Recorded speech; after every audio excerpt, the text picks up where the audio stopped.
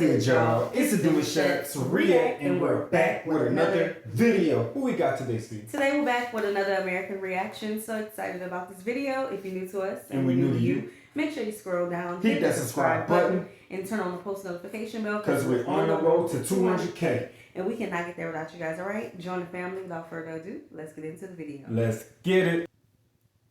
What exactly is Scandinavia? The countries of Scandinavia are Denmark, Norway, and Sweden. We might also refer to the Scandinavian Peninsula, or Fennoscandia, which also comprises Finland and parts of Russia. Moreover, we talk about Nordic countries, and these include Iceland, Greenland, and the Faroe Islands. But today we're talking about 3 countries alone, and they are Sweden, Denmark, and Norway. The countries have similar customs and cultures, and the languages are not far apart. The EU tells us the citizens of all these countries will likely be able to read each other's languages, although Swedes and Norwegians can have trouble understanding spoken Danish, even though the Danish and Norwegian languages are the most similar. Now, let's look at what would happen if these countries finally came together. In this episode of the Infographic Show, what if Scandinavia united? Many people look at these countries as if they're some kind of utopia. They generally are in the top 10 of countries based on standard of living. The economies are vibrant, there are safety nets in place for the poor, and there doesn't seem to be too much crime. We might also add that life can be diverse in these regions. There is a big difference from living in downtown Stockholm to living in Jokkmokk, a remote part of Sweden home to the Sami people.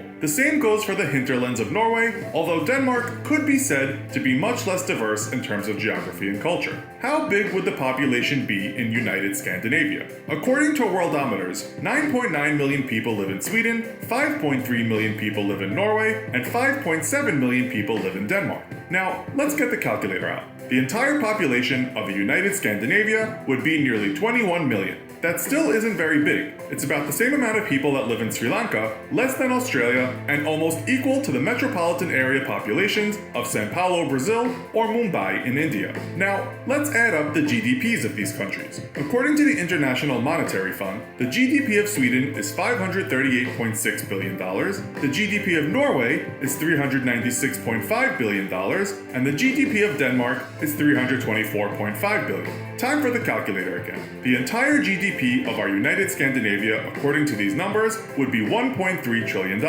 How does this figure hold up against the GDPs of the world? It would be in 17th place, just behind Indonesia and just in front of Turkey. To put that into perspective, Indonesia has a population of just over 267 million, and Turkey slightly over 82 million, so it looks as though there is plenty of money to go around for our 21 million United Scandinavians. If we look at gross domestic product per capita, which is the GDP divided by the population, used as an estimate of purchasing power, Norway comes top of our 3 nations. Lists differ depending on what source you're reading. The CIA puts Norway in 8th place, Sweden in 18th place, and Denmark in 23rd place. What we can say is that economically, these united countries would do just fine. Would this prosperous country be safe on the world stage? We can't go into a detailed military analysis of all 3 nations, but we can have a look at military expenditures according to Global Firepower. It tells us... All right. Before we get into the firepower and the military, the army, you know, this and the third, I would say that they would be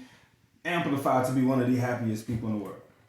You're looking at the GDP of people who are paid, right? I feel like when you're paid, we even got homeless people who's being taken care of. Put all of this in one big cup and one big bowl, right? Yeah, you have like one of the most top-notch groups of people that's operating on a scale that I feel like the world don't operate on. And that's being realistic, you know what I'm saying? Right. Out of all the countries that we react to, like, Scandinavia is one of like the most interesting when it comes to the economy for me, you know. Yeah, so. Yeah. And another thing I want to mention is that everywhere around the world, people have different languages except for the United States. Right. Our main custom language is English, and if you're coming in, then it's probably a foreign language to us because it's unless it's Spanish. And we have people who use Spanish as a second language because that's in our schools. But that depends on where in the United States you live.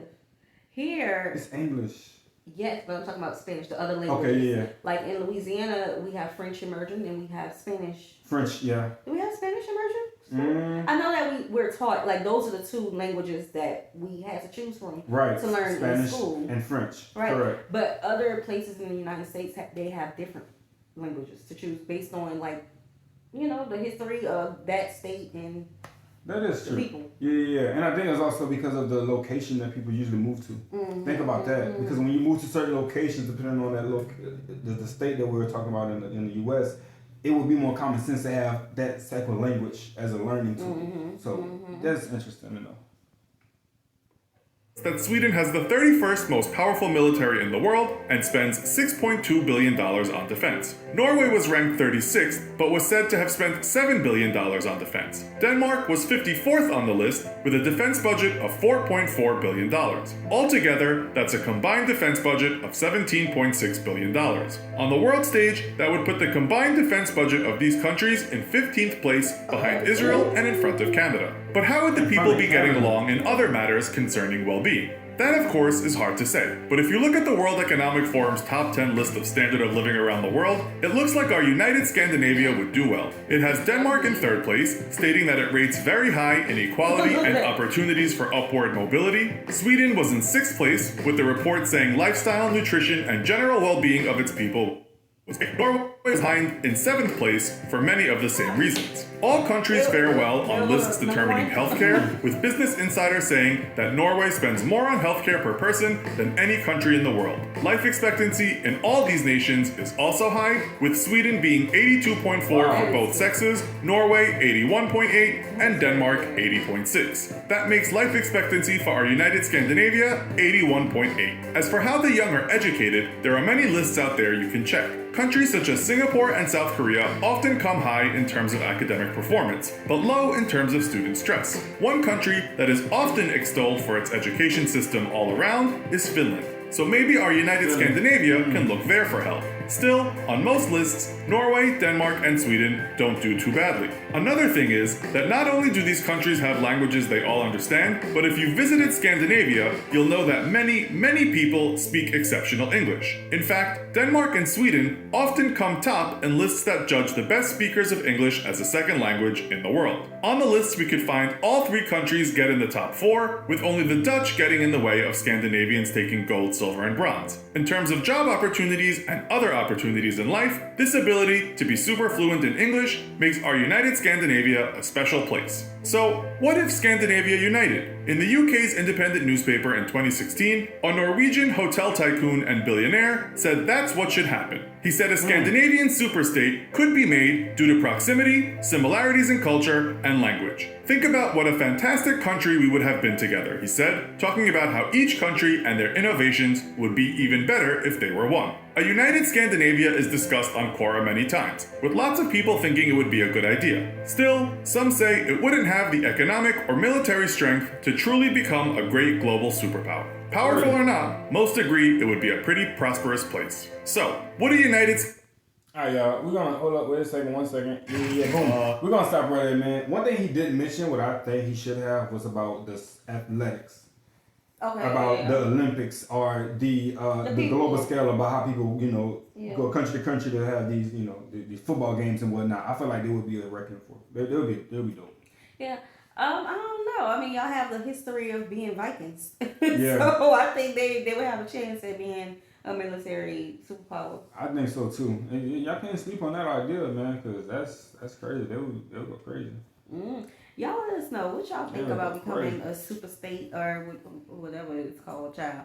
Y'all let us know. I do know that people are very prideful in their country, their history, their norms, but just being an outsider looking in, we be seeing a lot of similarities between all of the Scandinavian countries. So yeah, I mean, just imagine though. All right, let's put ourselves in this position. Let's take Louisiana and then expand Louisiana with another state. We saying no. We probably wouldn't want to do that. Because we already see the clashing. We see how it's not gonna we do certain things here that they don't do there. And that's what we would be saying. Certain locations want spaghetti and fat and fish. We're not doing that here. Yeah. You know what I'm saying? No. Some people make their gumbo different. If it ain't broke, don't fix it. Okay, so I guess I just answered my own question. There you go. All right. All right, y'all. We hope you guys enjoyed this video with us. Be sure to subscribe. We'll see you soon. Peace.